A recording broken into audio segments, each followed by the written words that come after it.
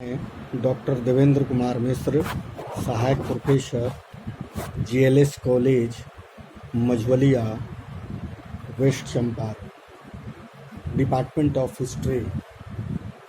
बच्चे, आज हम भारत छोड़ो आंदोलन के विषय पर आपसे चर्चा करेंगे।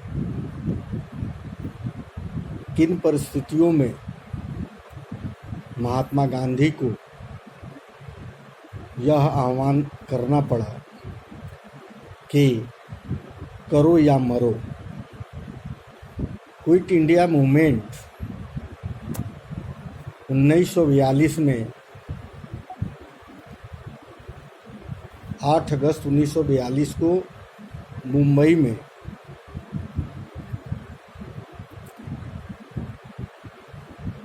कांग्रेस की कार्य समिति की बैठक में अंग्रेजों भारत छोड़ो आंदोलन का प्रस्ताव पास किया गया था।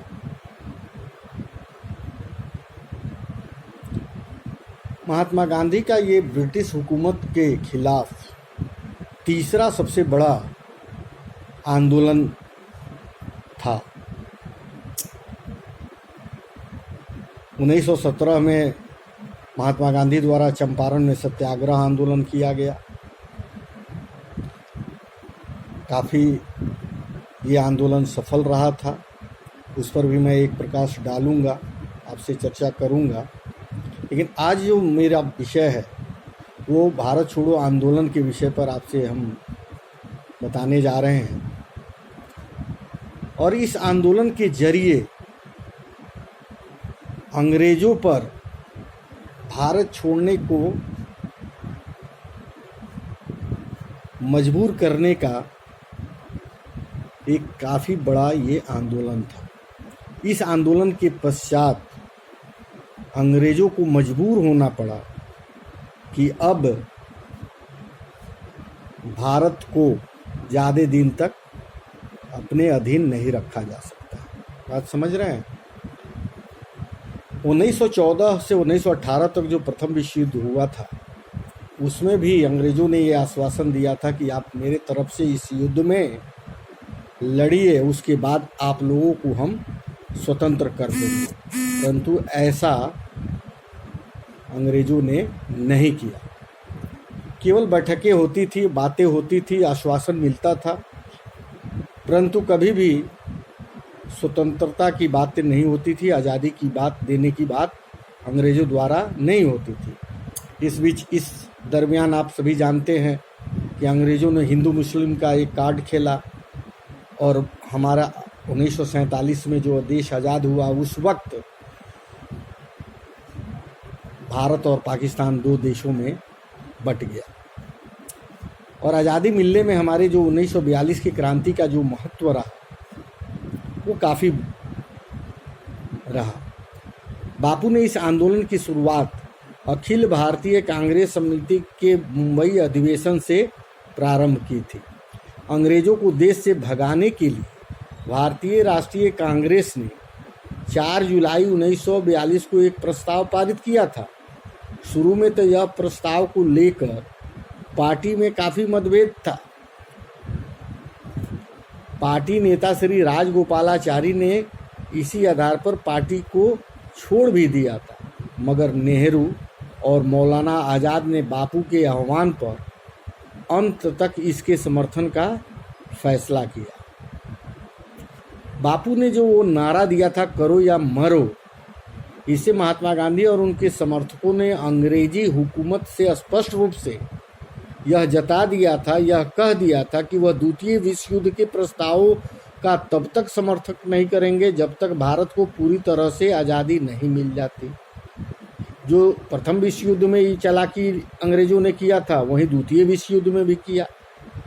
1939 में जब द्वितीय विश्व युद्ध प्रारंभ हुआ तो उसने कहा कि भैया मेरी मदद करो, मैं आप लोगों को आज़ाद कर दूंगा। तो इस आज़ादी को लेकर महात्मा गांधी ने कहा कि इस शर्त को आप मानिए तो फिर मैं आपको इस युद्ध में मदद कर पाऊंगा। बापू ने करो या मरो के नारे के साथ सभी देशवासियों से अनुशासन बनाए रखने की अपील की थी। आंदोलन की शुरुआत होते ही कांग्रेस वर्किंग कमेटी के सभी सदस्यों को अंग्रेजों द्वारा गिरफ्तार कर लिया गया। इतना ही नहीं, अंग्रेजों ने कांग्रेस को गैर सरकारी संस्था भी घोषित कर दिया।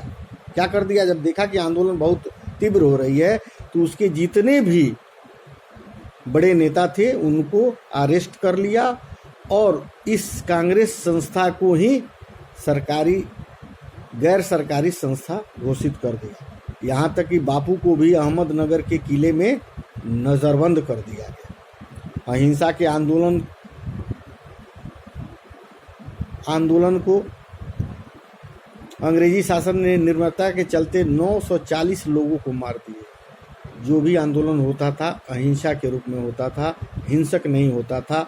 महात्मा गांधी का जो भी आंदोलन होता था वो अहिंसा के सहारे होता था। वहीं 1630 लोग इसमें अंग्रेजों द्वारा निर्दयपूर्वक घायल कर दिया गया, 940 लोगों को मार दिया गया, 60,000 से अधिक कार्यकर्ताओं ने अपनी गिरफ्तारी दी।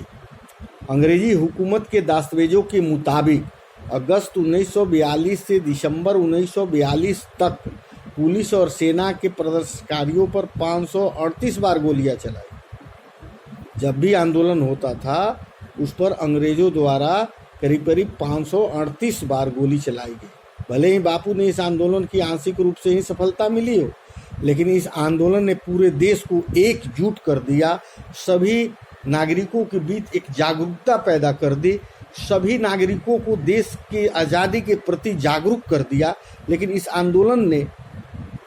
इसी आंदोलन के सहारे सारे लोग एकजुट हो गए। 1943 के अंत तक सारा देश संगठित हो गया। अंत में हार मानकर ब्रिटिश सरकार ने संकेत दिया कि सत्ता का हस्तांतर कर उसे भारतीयों के हाथों में सौंप दिया जाएगा। तब जाकर गांधी जी ने आंदोलन को समाप्त किया। उसके बाद कांग्रेसी नेताओं सहित लगभग कई राजनीतिक बंदियों को रिहा कर दिया गया। जितने लोग उस दरमियान जो अरेस्ट हुए थे उन लोगों को अंग्रेजों द्वारा छोड़ दिया गया। और उसके बाद जब